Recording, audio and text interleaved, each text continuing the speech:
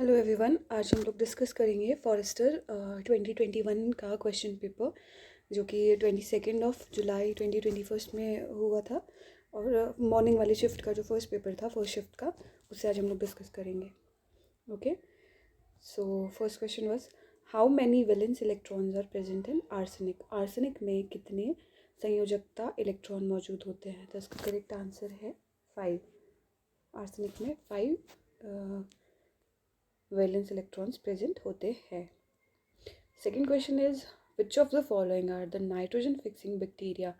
निम्नलिखित में से नाइट्रोजन फिक्सेशन करने वाले, स्थिरीकरण करने वाले बैक्टीरिया, जीवाणु कौन से हैं? तो कौन से हैं? The correct answer is Nostoc. Third is who developed the law of conservation of momentum. Momentum conservation का लॉ, संवेग संरक्षण का नियम, किसने विकसित किया था? तो किसने किया था? सर आइजैक न्यूटन ने। Next is which among the following is an example of a green algae. इनमें से कौन एक हरे शैवाल का उदाहरण है? तो कौन सा है? वो है क्लेमाइडोमोनास।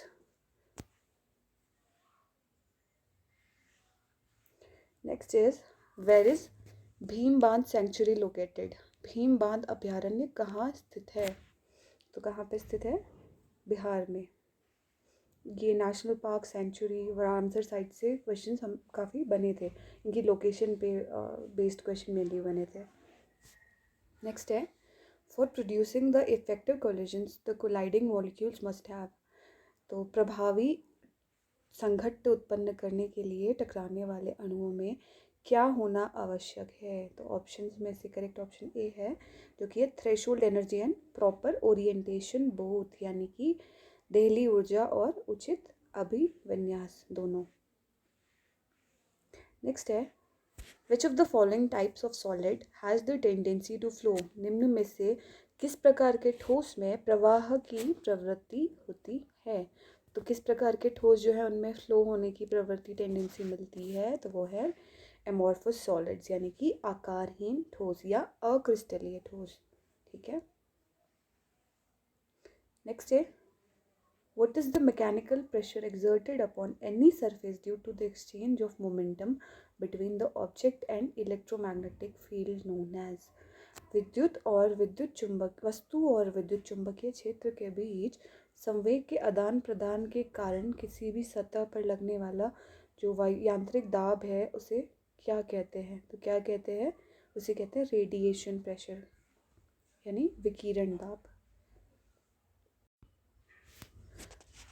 नेक्स्ट है what is the reaction in which several lighter nuclei combine to form a heavy nucleus. कौन सी अभिक्रिया है जिसमें कई हल्के नाभिक मिलकर एक भारी नाभिक बनाते हैं? तो कौन सा रिएक्शन होता है? न्यूक्लियर फ्यूजन, यानी नाभिकीय संलयन, जिसमें छोटे न्यूक्लियाई जो है वो कुछ मिलके हैवियर न्यूक्लियस बनाते हैं और एनर्जी रिलीज होती है बहुत सारी, जो कि सन पे भी न्यूक्लियर फ्यूजन हो रहा होता है ना। तो ये था न्यूक्लियर फ्यूजन। नेक्स्ट है which of the following is not a nitrogen compound. इनमें से कौन सा एक नाइट्रोजन का यौगिक नहीं है?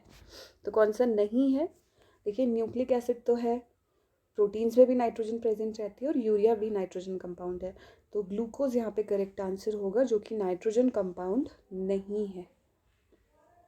नेक्स्ट है choose the persistent organic pollutants POP listed in Stockholm Convention that is used against ectoparasites in both veterinary and human applications। तो हमें स्टॉकहोम सम्मेलन में सूचीबद्ध वो POP यानी कि दीर्घ स्थायी कार्बनिक प्रदूषक चुनना है जो पशु चिकित्सा और मानव दोनों के अनुप्रयोगों में बाह्य परजीवी के विरुद्ध उपयोग किया जाता है। जो बाह्य परजीवी होते हैं उनके विरुद्ध कौन सा POP यूज होता है? तो वो है लिंडेन। क्या है? Linden. Next is the wave in an ocean are. तो waves in an ocean are, तो महासागर में तरंगे कैसी होती हैं? तो वो होती हैं combination of transverse and longitudinal waves, यानी कि अनुप्रस्थ और अनुदैर्ध्य तरंगों का संयोजन।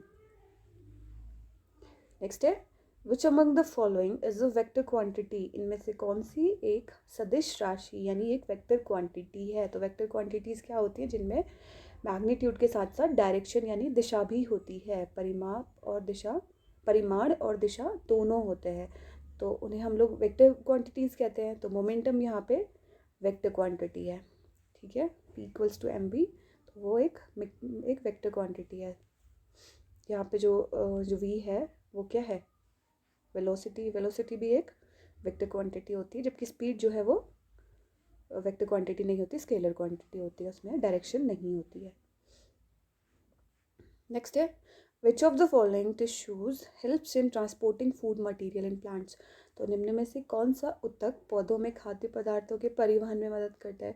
तो देखिए, जो जाइलम होता है वो तो वाटर ट्रांसपोर्टेशन में हेल्प करता है, और जो फ्लोएम टिश्यूज़ होते हैं वो आपका फूड मटेरियल्स को ट्रांसपोर्ट करने का काम करते हैं प्लांट्स में। तो हमारा करेक्ट आंसर हो जाएगा फ्लोएम टिश्यू। नेक्स्ट है, the system of providing a name with two terms is known as. तो दो पदों के साथ नाम प्रदान करने की प्रणाली को किस नाम से जाना जाता है। तो किसी भी किसी भी चीज़ को दो टर्म्स के साथ में एक नाम देना कहलाता है बाइनोमियल नोमेनक्लेचर। क्या कहलाता है, बाइनोमियल नोमेनक्लेचर। नेक्स्ट है, what is the change in displacement divided by time intervals in which the displacement occurs referred as। तो this change in displacement divided by time duration is called average velocity, ठीक है। तो विस्थापन में परिवर्तन के अंतर को समय से जब प्रभावित किया जाता है तो वो कहलाता है एवरेज वेलोसिटी या फिर औसत वेग, ठीक है।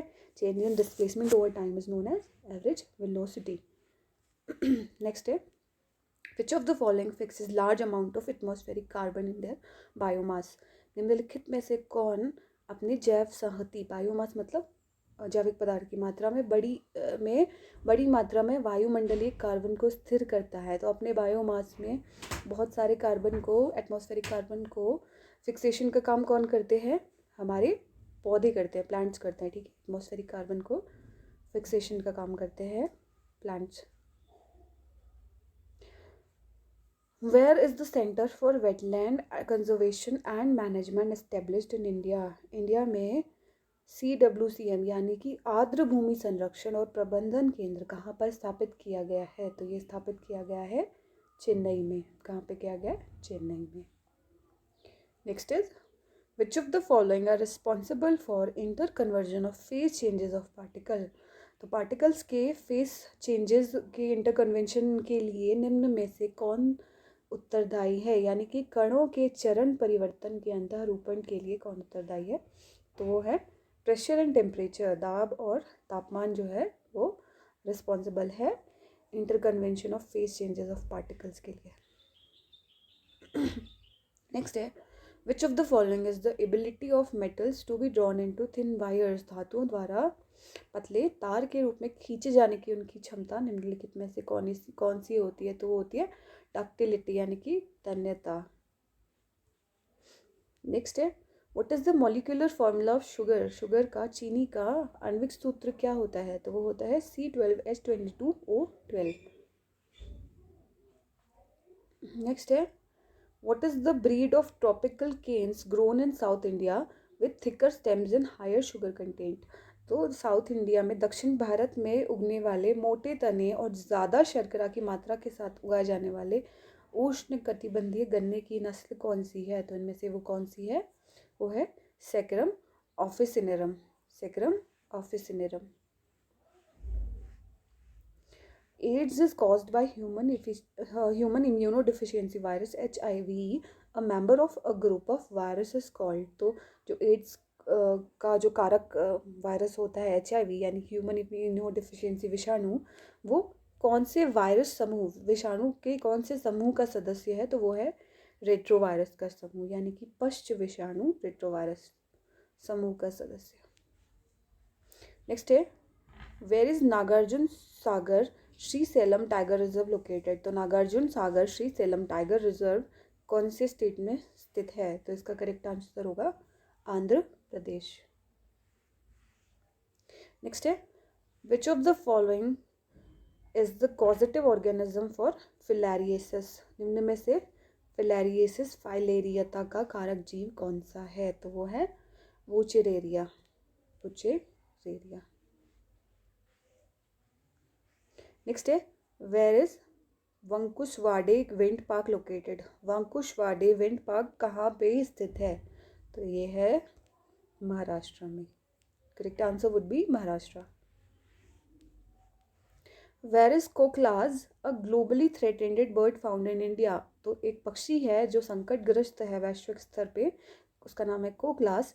वो भारत में कहाँ पे पाया जाता है? तो ये कोकलास भारत में पाई जाती है ग्रेट हिमालयन नेशनल पार्क में, महान हिमालयी राष्ट्र पार्क में।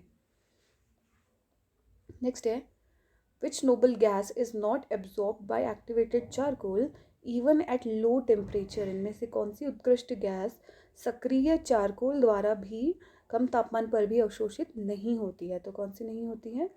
तो correct answer would be helium. Next है, fluid offer dash dash resistance to shear stress? यानी कि अपरूपण प्रतिबल शियर स्ट्रेस को जो फ्लूइड है वो किस प्रकार का प्रतिरोध प्रदान करते हैं? तो किस प्रकार का करते हैं? Close to zero value, close to zero value. Next है, which of the following devices does not use current carrying conductor and magnetic fields? इनमें से कौन सी डिवाइसेस करंट कैरिंग कंडक्टर और मैग्नेटिक फील्ड का यूज़ नहीं करती है? तो इसमें इलेक्ट्रिक मोटर तो करती है, लाउड स्पीकर भी करते हैं, इलेक्ट्रिक जनरेटर भी करते हैं, पर कौन सी डिवाइस यूज़ नहीं करती? तो एनेमोमीटर यानी कि वायु वेग मापी जो है वो करंट कैरिंग कंडक्टर और मैग्नेटिक फील्ड्स का यूज़ नहीं करती। नेक्स्ट है, how many chambers are present in the human heart? मानव हृदय में कितने कक्ष मौजूद होते हैं? कितने होते हैं? तो द करेक्ट आंसर इज 4, 4 कक्ष मानव हृदय में मौजूद होते हैं। नेक्स्ट क्वेश्चन है, व्हाट इज बांगर? बांगर क्या है? तो बांगर क्या है? ओल्ड एलुवियल सॉइल, जो पुरानी जलोढ़ मृदा होती है, जो बाढ़ आने से पुराने जलोढ़ मैदान बनते हैं उन्हें बांगर कहा जाता है। तो पुरानी जलोढ़ मृदा बांगर होती है एंड न्यू एलुवियल सॉइल जो है उसे खादर कहते हैं। नेक्स्ट है, in graphite 2 layers of carbon atoms are held together by? तो ग्रेफाइट में कार्बन परमाणुओं की 2 परतें किसके द्वारा, कौन से बॉन्ड या कौन से फोर्सेस के द्वारा आपस में जुड़ी होती है? तो the correct answer is van der Waals force. Next है, निम्न में से कौन सा भारतीय शहर ई कचरा उत्पन्न करने में प्रथम स्थान पे आता है? तो कौन सा इंडियन सिटी है which is among the following ranks first in generating e waste? कौन सी इंडियन सिटी है जो ई वेस्ट जनरेट करने में फर्स्ट पोजीशन उसे मिली है? तो वो है मुंबई, सबसे ज़्यादा ई वेस्ट जनरेट करती है। ये तब की रीडिंग थी जब ये 2021 में जब ये क्वेश्चन पेपर आया था, तब का ये रैंक थी। नेक्स्ट है, pick the natural property inscribed as UNESCO world heritage site? इनमें से कौन सी यूनेस्को की विश्व धरोहर स्थल के रूप में अंकित प्राकृतिक संपत्ति है? तो कौन सी है? वो है Keoladeo national park, Keoladeo national park, जो कि राजस्थान में, जिसका पहले नाम था Bharatpur national park. Which of the following forms a toxic substance in blood by combining with hemoglobin? तो निम्न में से हीमोग्लोबिन के साथ मिलके रक्त में एक विषैला पदार्थ कौन बनाता है? तो वो है कार्बन मोनोऑक्साइड, कार्बन मोनोऑक्साइड। आपको पता है कि कार्बन मोनोऑक्साइड अगर आप ज़्यादा इनहेल कर लेते हो तो आप ये क्या हो जाती है? आप फेटल भी हो सकती है, आपकी मृत्यु भी हो सकती है। आप आए दिन पढ़ते होंगे कि रेडिएटर से या हीटर से या अंगीठी वगैरह से जो है बंद रूम में लेके लोग सो जाते हैं, और क्या होता है? कार्बन मोनोऑक्साइड पॉइजनिंग हो जाती है। तो उसमें बेसिकली क्या होता है कि ऑक्सीजन की सप्लाई रुक जाती है ना, ब्लड में से कम हो जाती है, तो आपको सीरियस इंजरी भी हो सकती है और आपके लिए फेटल भी हो सकता है, डेथ भी हो जाती है। नेक्स्ट है, dash dash is the process of control combustion of waste? कचरे के नियंत्रित दहन की प्रक्रिया को क्या कहा जाता है? कहा जाता है इंसिनरेशन। क्या कहा जाता है? इंसिनरेशन या भस्मीकरण।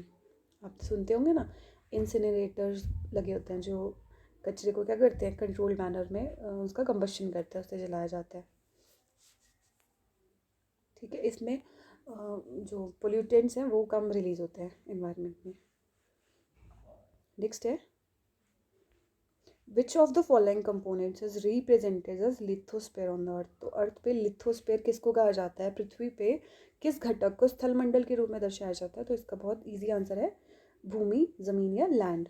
ठीक है। नेक्स्ट है which of the following will reduce the adverse effects of floods.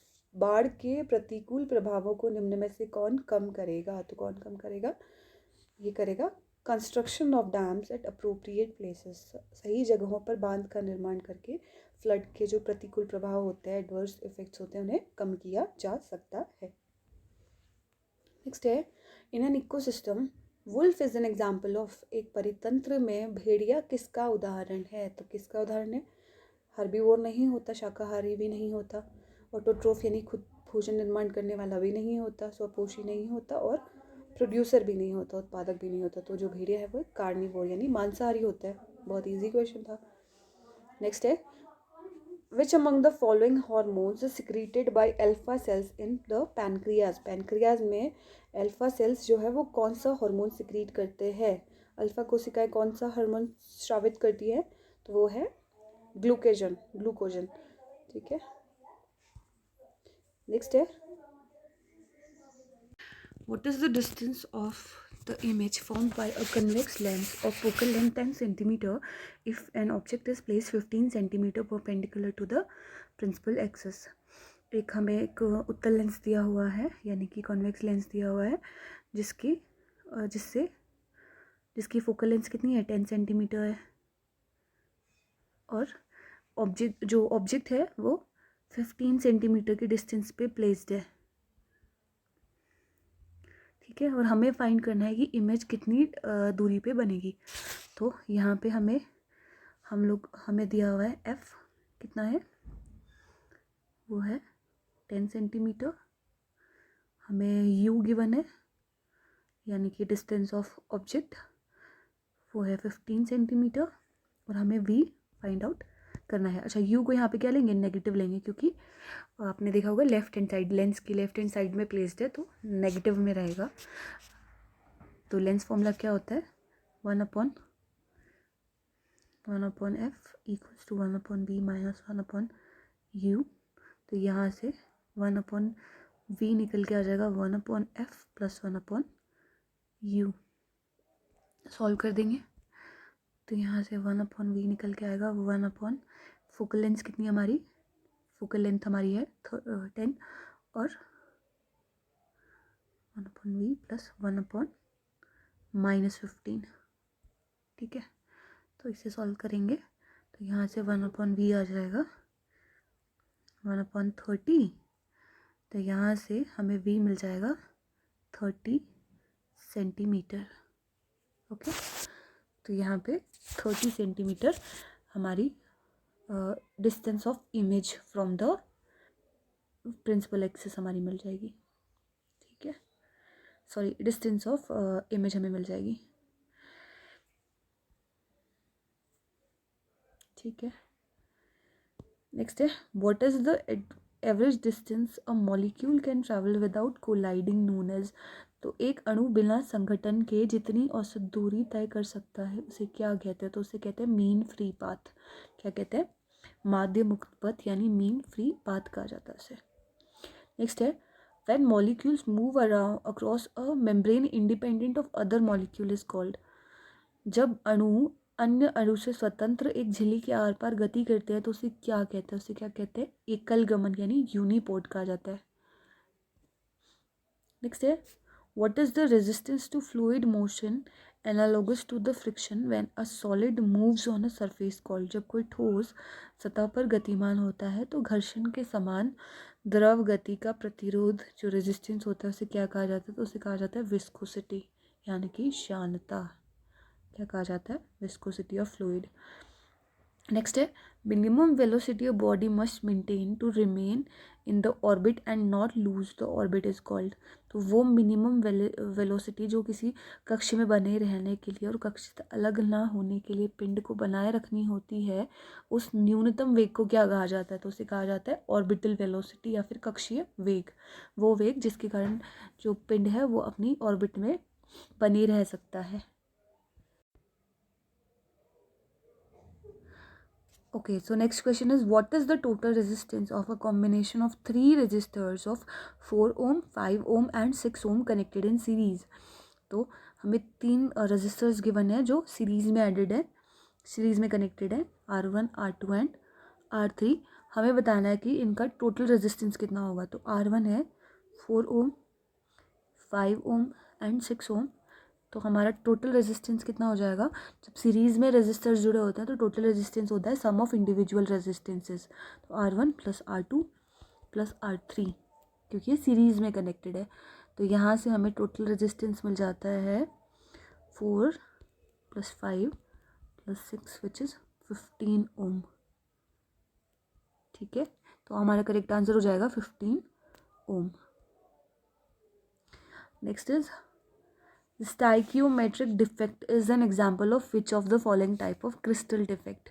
रस समीकरणितीय स्टाइकियोमेट्रिक दोष निम्न में से किस प्रकार के क्रिस्टल दोष का उदाहरण है. तो ये उदाहरण है पॉइंट डिफेक्ट यानी बिंदु दोष का. कौन सा डिफेक्ट?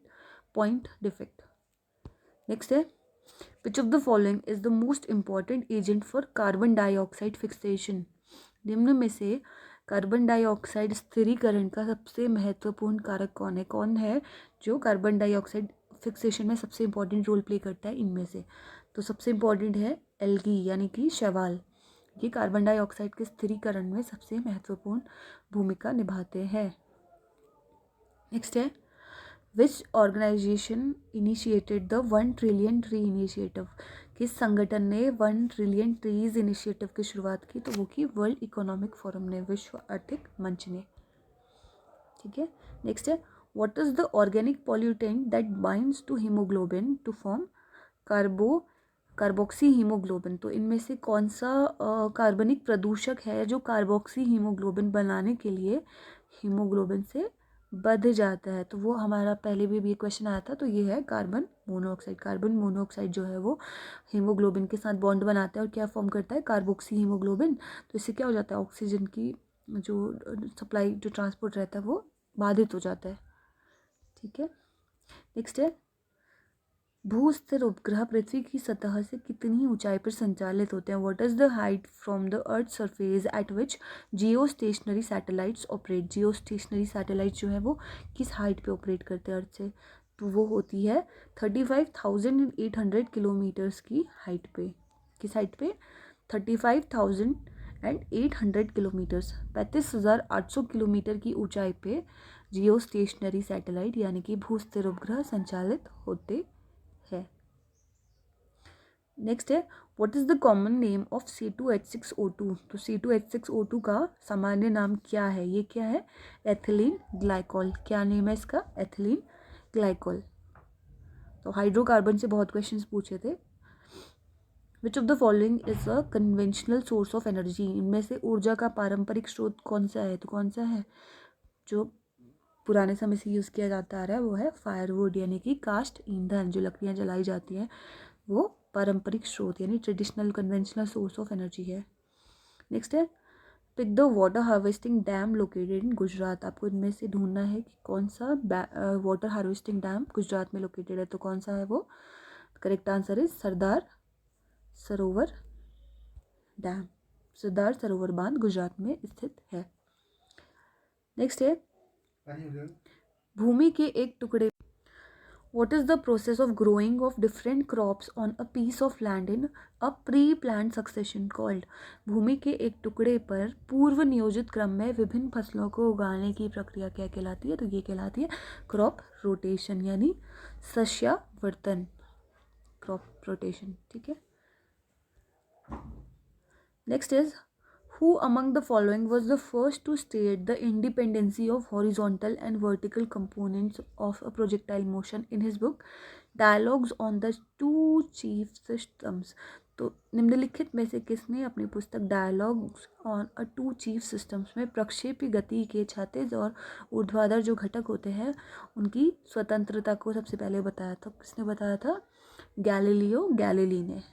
गैलीलियो गैलीली ने.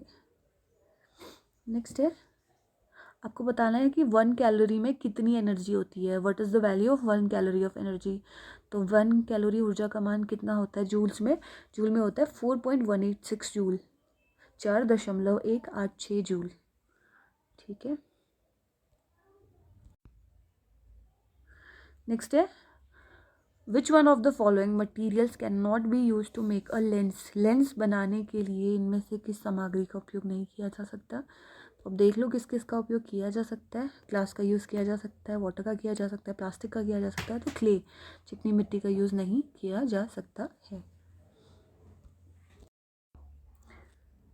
नेक्स्ट क्वेश्चन है what is the total resistance of a circuit with an electric lamp of 20 ohm and a conductor of 4 ohm resistance connected in series. ये क्वेश्चन हमने सिमिलर क्वेश्चन पहले भी किया। तो series में connected हैं ये दो रेजिस्टर्स, एक 20 ओम का और एक 4 ओम का। तो इनका टोटल रेजिस्टेंस कितना होगा, तो कितना होगा, आर होगा 20 ohm plus 4 Om which is 24 ओम। ठीक है, क्योंकि ये सीरीज में कनेक्टेड है, तो correct answer would be 24 ohm. Next है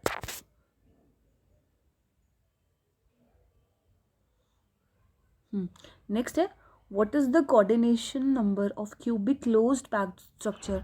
तो आदर्श गैस के अंतर आणविक बल का मान क्या होता है, कितना होता है, वो होता है 12। ठीक है, next is which convention was adopted for the protection of ozone layer. Ozone layer के प्रोटेक्शन के लिए कौन सा कन्वेंशन अपनाया गया था, कौन सा समझौता अपनाया गया था, तो वो था वियना कन्वेंशन। ठीक है, वियना कन्वेंशन ओजोन लेयर के संरक्षण से रिलेटेड है। नेक्स्ट है where is cheer pheasants a globally threatened bird found in India. भारत में चीर तीतर जो कि विश्व स्तर पर संकटग्रस्त है, वो कहाँ पे पाया जाता है, तो कहाँ पे पाया जाता है, ग्रेट हिमालयन नेशनल पार्क में, great Himalayan national park. Next है who among the following scientist had discovered the electron. Electron की खोज किस वैज्ञानिक ने की थी, तो किसने की थी, जे थॉमसन ने, जे थॉमसन ने। नेक्स्ट है which of the following is an example of aquatic ecosystem. Aquatic ecosystem जलीय परितंत्र का उदाहरण निम्न में से कौन है, तो वो कौन सा है, एक एस्चुरी यानी ज्वार नदमुख जलीय इकोसिस्टम का उदाहरण है। नेक्स्ट है which among the following instruments measure the electric current in an electric circuit. तो इलेक्ट्रिक सर्किट में इलेक्ट्रिक करंट को मेजरमेंट करने का काम कौन करता है, वो करता है एमीटर। नेक्स्ट है टोलेंट्स रीजन कंटेन्स। तो टोलेंट की अभिकर्मक में कौन क्या होता है, तो करेक्ट आंसर क्या है, AgNH32 पॉजिटिव आयन। ठीक है, next question is which among the below ranges of sound can be used for breaking small kidney stone. छोटे किडनी स्टोन को यानी पत्थरियों को तोड़ने के लिए किसका उपयोग किया जाता है, किस श्रेणी की ध्वनि का साउंड का यूज़ किया जाता है, तो वो है अल्ट्रासोनिक साउंड यानी पराध्वनिक श्रेणी की ध्वनि का उपयोग किया जाता है। Where is Tehri hydro electric power plant constructed across Bhagirathi river. Bhagirathi नदी पे बना टिहरी जल विद्युत ऊर्जा संयंत्र का निर्माण कहाँ पे किया गया, तो वो है उत्तराखंड में। नेक्स्ट है which Indian state launched Kisan Kalyan mission for farmer welfare and to double the farmers income of the state. कौन से स्टेट ने, कौन से राज्य ने किसान कल्याण मिशन लॉन्च किया है जिसका उद्देश्य है किसानों की आय को दोगुना करना, तो correct answer would B Uttar Pradesh, UP ने लॉन्च किया है।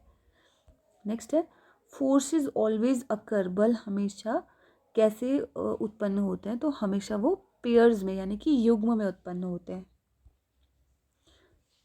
नेक्स्ट है which is the low pressure region created while sound travels through air.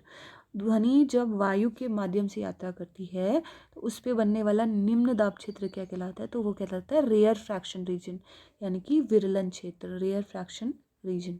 ठीक है, rare fraction region. So next is What is the refractive index of a liquid if a magician makes a glass lens with refractive index 1.47 disappear in a trough of liquid?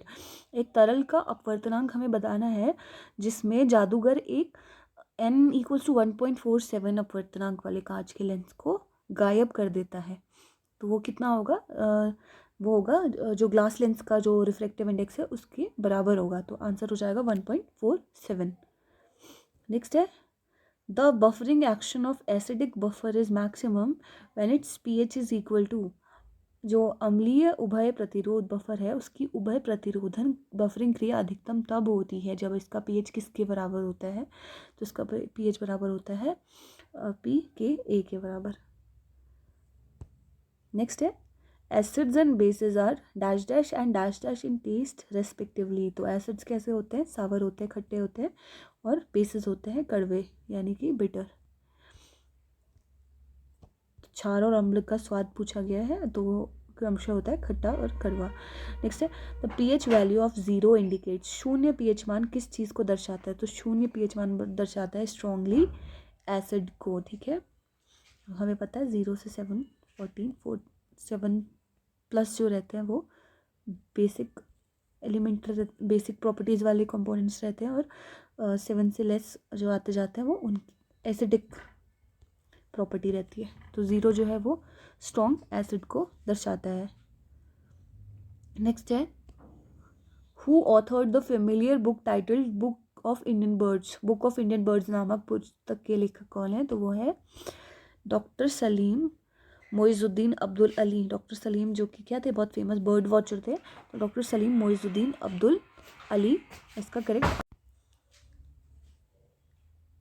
Next है where is Khir Ganga national park located. तो Khir Ganga national park कहाँ पे located है? ये है हिमाचल प्रदेश में। Next है pick the bird sanctuary located in Andhra Pradesh. Andhra Pradesh में स्थित बर्ड सैंक्चुरी कौन सी है? पक्षी अभ्यारण्य कौन सा है? तो वो है पुलिकट लेक बर्ड सैंक्चुरी। कौन सा है? Pulicat lake bird sanctuary. Next है what are the forces for which the work done is independent of the path called. तो वो बल जिनके लिए किया गया कार्य पथ से स्वतंत्र होता है या पथ पर निर्भर नहीं करता क्या कहलाते हैं? तो वो कहलाते हैं कंजर्वेटिव फोर्सेस यानी कि संरक्षी बल। नेक्स्ट है which of the following is a biosphere reserve. निम्न में से कौन सा एक जैव मंडल रिजर्व है? तो कौन सा है? नंदा देवी बायोस्फीयर रिजर्व है जो कि उत्तराखंड में स्थित है। नेक्स्ट है the vertical columns of Mendeleev's periodic table are known as. Mendeleev की आवर्त सारणी के लंबवत स्तंभों को किस रूप में जाना जाता है? तो उन्हें कहा जाता है ग्रुप्स यानी कि समूह। नेक्स्ट है मॉन्ट्रियल प्रोटोकॉल किसके बारे में? What is the Montreal protocol about? तो Montreal protocol is about substances that deplete the ozone layer. तो जो वे सब्सटेंसेस जो ओजोन लेयर को नष्ट करते हैं उनके बारे में मॉन्ट्रियल प्रोटोकॉल है। नेक्स्ट है which among the following is called slaked lime. निम्न में से किसे बुझा चूना स्लेक्ट लाइम कहा जाता है? तो किसे कहा जाता है? कैल्शियम हाइड्रोक्साइड को कहा जाता है। कैल्शियम हाइड्रोक्साइड को कहा जाता है। What is the motion of the object called when it follows a circular path at constant speed? What is the motion of the object called when it follows a circular path at constant speed? एक स्थिर गति से वृत्ताकार पथ का अनुसरण करने पर वस्तु की गति को क्या कहते हैं? तो क्या कहते हैं? उसे कहते हैं यूनिफॉर्म सर्कुलर मोशन, एक समान वृत्तीय गति। नेक्स्ट है which of the following vegetative propagules is used in cultivating bananas. तो केले की खेती में निम्न में से किस कायिक प्रवर्धि का उपयोग किया जाता है? तो किसका किया जाता है? राइजोम का किया जाता है, प्रकंद का किया जाता है वेजिटेटिव प्रोपोगेशन ऑफ बनाना में। ठीक है, नेक्स्ट है where is Kaziranga national park located. Kaziranga national park कहाँ पे लोकेटेड है? तो कहाँ पे लोकेटेड है? तो यह है आसाम में। The branch of biology that deals with techniques for information storage distribution and analysis to support multiple areas of scientific research including biomedicine is called. तो बायोमेडिसिन प्राकृतिक औषधि सहित वैज्ञानिक अनुसंधान के कई क्षेत्रों का समर्थन करने के लिए सूचना भंडारण, वितरण और विश्लेषण की तकनीकों से संबंधित जीव विज्ञान की शाखा को क्या कहा जाता है? इसे कहा जाता है बायो इन्फॉर्मेटिक्स, यानी कि जैव सूचनिकी, बायो इन्फॉर्मेटिक्स। नेक्स्ट है which type of muscle is found in the elementary kanal. Elementary कनाल यानी आहार नाल में किस प्रकार की पेशी पाई जाती है? तो वो होती है स्मूथ मसल, ठीक है, चिकनी पेशी स्मूथ मसल हमारी एलिमेंट्री कनाल में पाई जाती है, आहार नाल में पाई जाती है।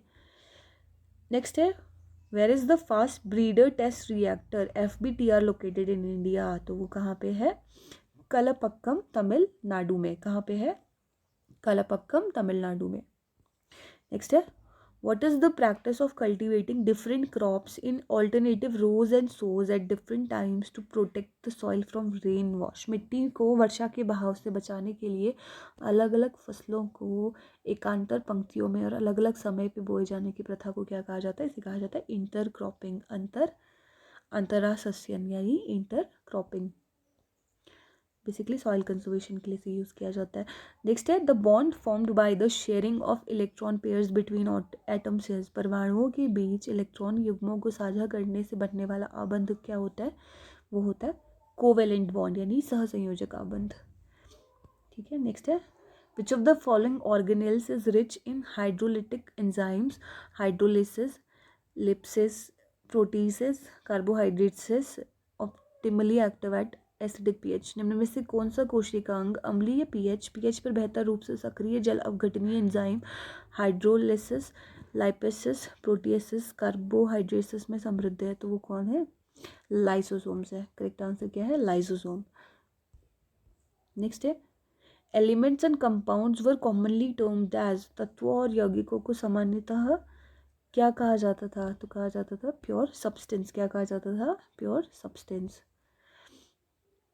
नेक्स्ट है what is the difference in the masses of reactants and the products in a chemical reaction called. रासायनिक अभिक्रिया में अभिकारकों और उत्पादकों के द्रव्यमानों में अंतर को क्या कहते हैं? तो इसको कहा जाता है द्रव्यमान दोष या मास डिफेक्ट। नेक्स्ट है निम्नलिखित में से राशियों की किस श्रेणी से चाल संबंधित है? जो अमंग द फॉलोइंग क्वांटिटीज, जो स्पीड होती है वो कैसी क्वांटिटी है? स्केलर है, वेक्टर है, वर्चुअल है, टेंसर है? तो जो स्पीड है वो स्केलर क्वांटिटी है, इसमें डायरेक्शन नहीं होती, केवल मैग्नीट्यूड यानी परिमाण होता है। नेक्स्ट है heating mixture of Cu2O and Cu2S will give. तो Cu2O और Cu2S के मिश्रण को गर्म करने पे हमें क्या प्राप्त होगा? हमें प्राप्त होगा Cu+SO2। नेक्स्ट है टू और मोर atoms chemically bonded together by attracting force is called. दो या दो से अधिक परमाणु जब आकर्षण बल द्वारा रासायनिक आबंध में जुड़े होते हैं तो उन्हें क्या कहा जाता है? उन्हें कहा जाता है मॉलिक्यूल्स यानी अणु। नेक्स्ट है which among the following cell organelles is present in prokaryotic cell. निम्न में से कौन सा एक कोशिकांग प्रोकैरियोटिक कोशिका में मौजूद होता है? तो कौन सा होता है? राइबोसोम्स प्रेजेंट होते हैं। नेक्स्ट है what is the thin membrane of the eye through which the light enters that forms the transparent bulge on the eyeball। आँख की पतली झिल्ली कौन सी होती है जिससे प्रकाश आँख में प्रवेश करता है और नेत्र गोलक पर एक पारदर्शी उभार बनाता है? तो वो होती है हमारी कॉर्निया यानी कि स्वच्छ मंडल कॉर्निया। तो ये लास्ट क्वेश्चन था। This is all for today, thank you and I will be back with more papers of forester exams that was held in 2021. Thank you all.